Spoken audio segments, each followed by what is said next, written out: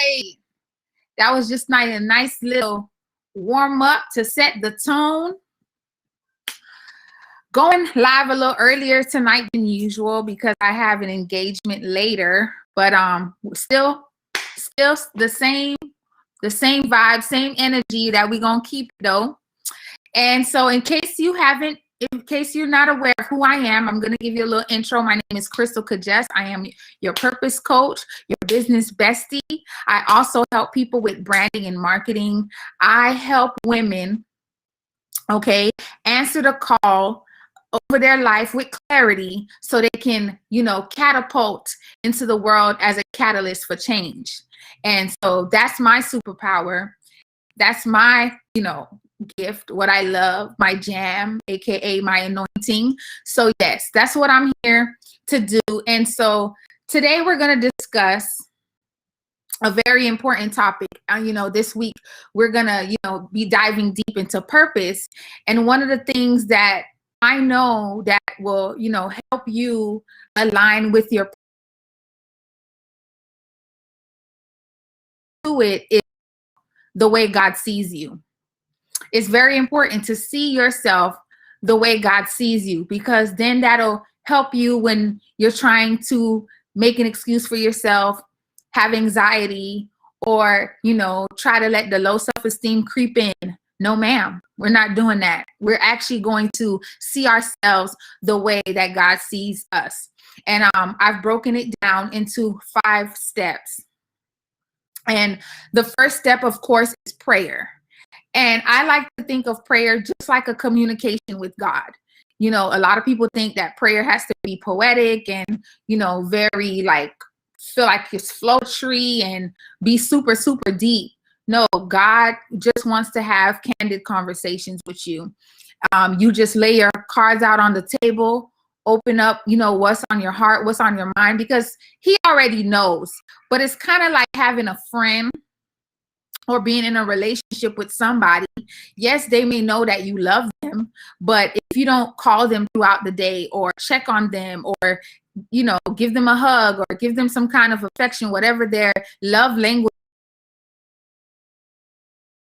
the person, they may or may not mean the relationship. You may actually grow apart because you're not communicating. And let me tell you, God's love language, one of God's love language is prayer. So don't think of prayer like this big fancy thing. You may not even feel worthy to have a conversation with him, but that's a lie from the pits of hell. You need to open up your mouth and speak to God, whatever's on your heart, whatever's your mind. But specifically tonight, when we say prayer is basically asking God to show you how he sees you. What is the vision for your life? What is the purpose? What is the mission? Why are you here? And let me tell you, God will not waste time. He will send the right resource. Maybe me. He may send, the right person, something just to show you and give you clarity, give you a step in direction of where you should go. Of where you should go. So you definitely want to pray, because God will begin to show you, maybe through dreams. And as you develop and strengthen that relationship with God, you'll start to understand his voice into the relationship that you have with him. One thing for me, God usually speaks to people, and it'll be something that the person said that I'm like, oh my God, are they in my prayer closet? But God used them to wink at me or to give me that confirmation or to give me that resource that'll lead me to the next step in the right direction. So prayer is very important.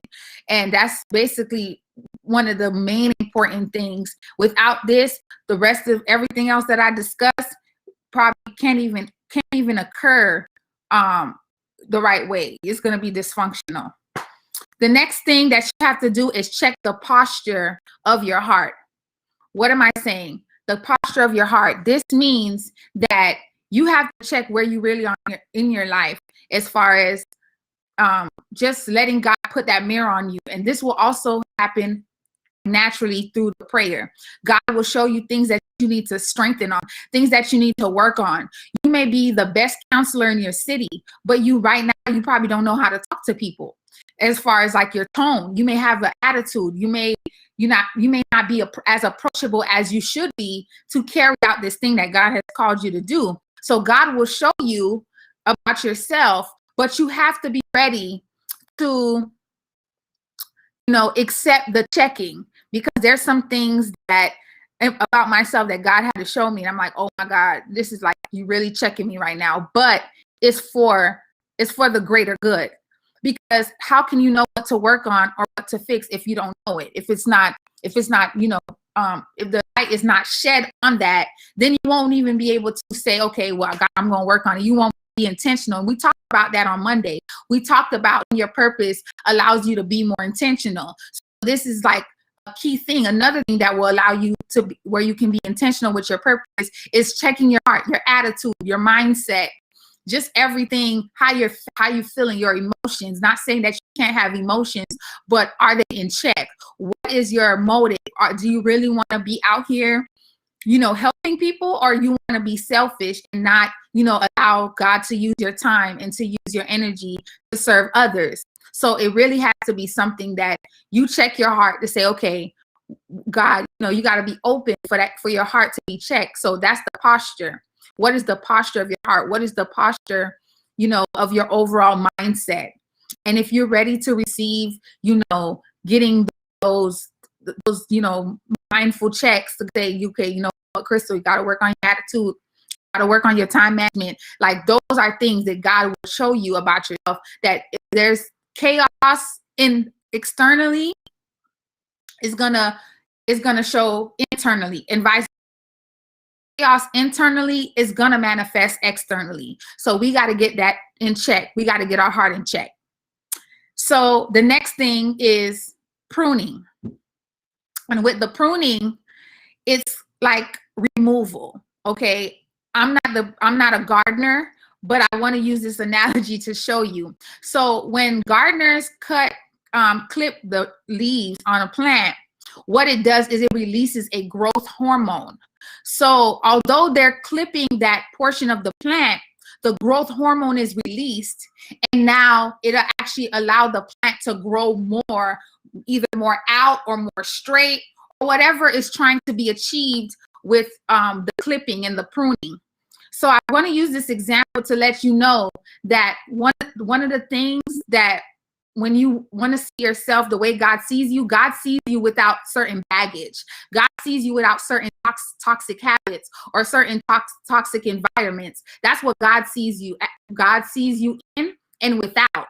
So you have to be able to accept what he prunes in your life, whether it's people, whether it's habits, whether it's just in certain environments, whatever it is. God will allow you to be, in that season where he's pruning you, but you have to be open to see that greater vision, and like, you know what, without this, that's where I need to be. I need to be without this, so God can level me up to the version that he sees. Because right now, the version that God sees is the 10.0 version of you, the best version of yourself, that's winning at every level of your life, financially, physically, mentally, with your family. You just winning.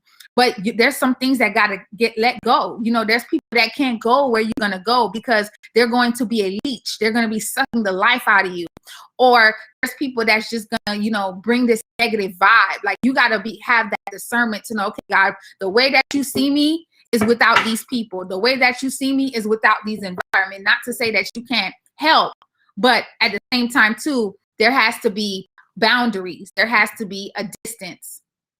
So allow God to prune you of the habits, the people, the things that are not going to allow you to be a reflection of the way that he sees you. Okay. The next step is to pursue. You don't want to be just getting the vision and not be an action taker. You have to be ready to pursue.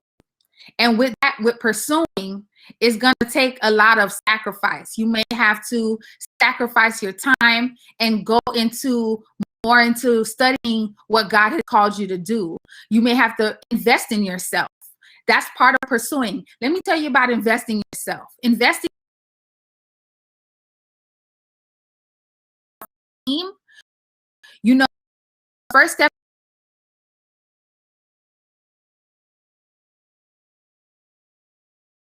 something that's just like, that's investing in yourself, a gym membership, or maybe a self-development program, or maybe even a book that, you know, that ties into what you want to do, or help you have more positive self-talk to yourself, whatever it is that it may involve you investing in yourself. So pursue. You have to pursue whatever God shows you. Got to be ready to move out. You know, it may not be the whole thing in one day, but it's about taking the steps to go ahead and do that thing that God called you to do. Okay, God, what is the next step? And that goes to the prayer, because when God shows you the vision, he'll reveal to you in prayer what to do, that next step, who to talk to, where to go, you know, how he wants it to, you know, the details. God is very into the details. Okay. The last thing is perseverance. So we got the prayer, got the posture of your heart, the pruning and pursuing. The next thing is the perseverance. You got to be able to stick to it. A lot of people want to just, you know, they're interested, but they're not committed. So perseverance, you want to be somebody that starts and don't finish. You want to see this thing through. So God needs some people on his team that's going to persevere, even when their back is against the wall, even when all hell is breaking loose. I was listening to my sister, Stephanie Ike, the other day. She preached a sermon. And basically what she said was, there was a fire going on in her building. And that same night, she had a sermon to deliver. And what she did was she grabbed her passport and her laptop, and she was like, I'm not going to let this fire slow me down from getting to from getting to what God called me to do, which is preach a sermon. So she literally, you know, in that same moment right there, she did not give up and say, oh my God, there's a fire right next to my building. You know, maybe I'm going to just have to be late tonight or whatever. No, she persevered through that. And it was her friend's building it was her friend's unit that was actually where the smoke was coming from. So she probably had to take time and console or whatever she had to do. I'm not sure the exact details, but just it alone in that story, she was able to persevere and to say, okay, God, I'm gonna keep pushing, even though time's getting rough financially or maybe mentally, I'm getting attacked, but you know what? I'm going to persevere. I may not be in the mood today to that person to take these calls or to, you know, put these packagings together or whatever it is, you know,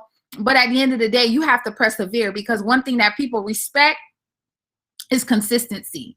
People respect consistency. So if you have to prove yourself to man and let them know that, okay, I'm consistent with this thing, I'm going to deliver when I say I'm going to deliver, God expects more. God expects that even when you don't feel like it. And he knows. So we just got to pray for the peace. We got to pray for the grace. We got to pray for the mercy, because at the end of the day, if you say yes to God, you're saying yes to the fact that you have to persevere.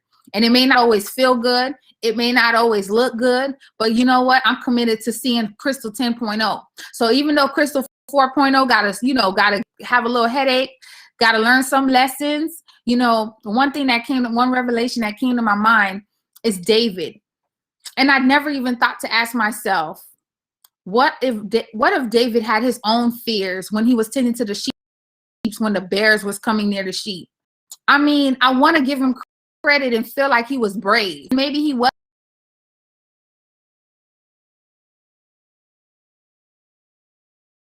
He probably had to make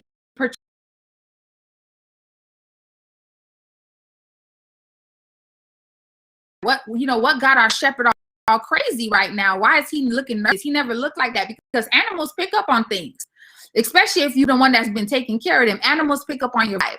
So I'm pretty sure David had to stay calm every time he saw a bear or whatever he felt like.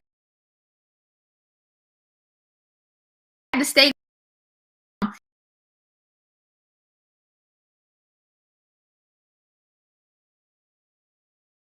So it's like, that's basically in essence what you're doing. When you're called to that purpose, you're gonna have to serve, and you may have to, you know, make yourself vulnerable for certain situations. But remember, you're doing it for God's people. You're doing it for a greater good. You're doing it for a greater vision. You know, always remember that the vision and the mission that God gives you is always connected to a bigger mission and vision, which is, you know, for us to just be uplifting each other and helping each other and leveling up and elevating, you know, elevating the kingdom, expanding the kingdom. If you have that mindset, it's gonna make it easy for you to give up. You're gonna be able to throw in the towel at drop of a hat, because you don't feel like you really have something that you're striving for. And connected to, not only that, your life has other people's lives attached to it, that has other people.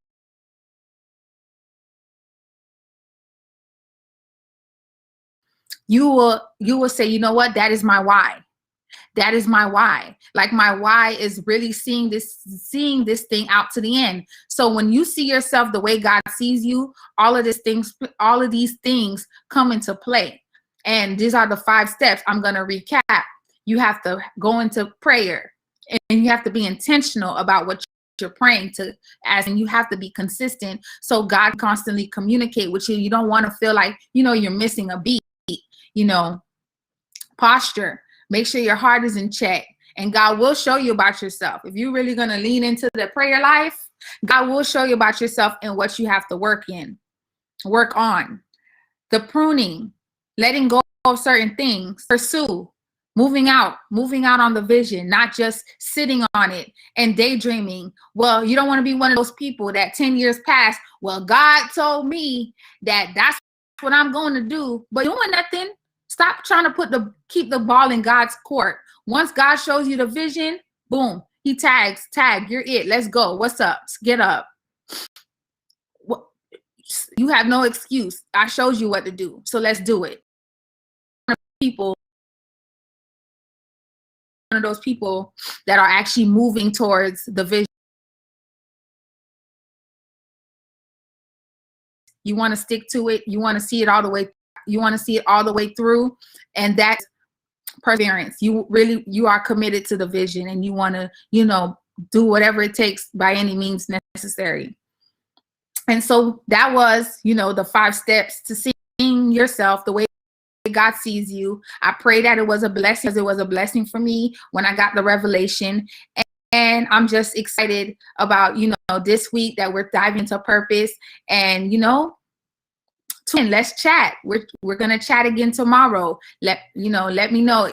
Send me a message. There's a particular topic that you feel like you want me to tap into. You know, DM me, send me a DM. And with that being said, I also have a purpose quiz that you can take. The link is in my bio, realpurposequiz.com. And essentially what this will do is it'll be an assessment to see where you are as far as having clarity on your purpose. And from there, if you feel like you want to go a step further, there's also an opportunity to connect with me on a personal level. So definitely, I'm excited. You know, go take the quiz in my bio. Give me your feedback. I love to get feedback on the overall experience on anything that, you know, is in relation to what I'm doing. And because everything is just about you guys. I'm doing this for you guys, to help you guys, because I remember those days when I was lost and confused as to what I'm supposed to be doing. And when I figured it out, it was a great feeling. And I'm actually doing it right now. It's just to enlighten people and help them level up on life and business. So, you know, baby steps, you know, baby bites, and, you know, we're eventually going to tackle some of the other stuff, but I'm laying the groundwork right now for you to really understand what purpose is, why it's important, and how to pursue it. So God bless you guys. I really love you guys, and God loves you more. Have a blessed night.